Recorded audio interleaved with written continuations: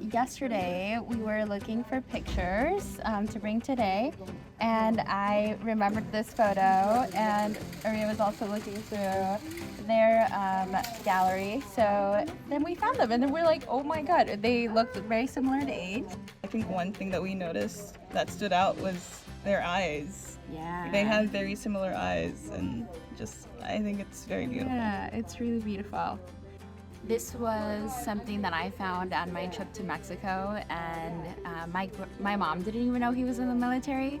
So just like discovering these like different like pieces of my grandparents, and just like seeing who he is now. He loves riding around on his horse. For me, I think the focus for today is going to be my mom, and this is actually my mom's dad.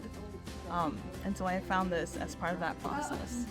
That was part of a collaboration series that we had with BFF, Vincent First Friday, and they have a semi-truck that's turned into a gallery that they called May-MOH.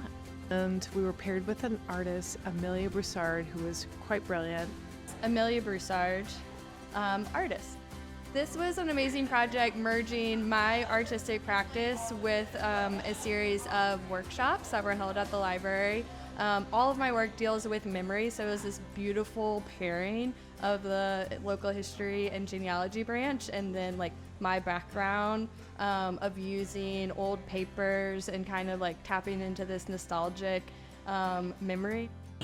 I thought, well, what can I bring item-wise besides the photographs, because that's not really the item and what the project is about. It's about bringing an item from your past.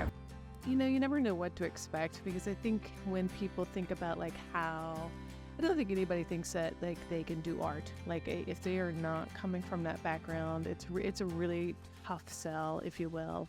So it was really interesting to see who showed up and like what they produced. The important part of this was space. Seeing this like wild graffiti trailer outside of the library was really special and kind of brought people in a different way. People were curious about it.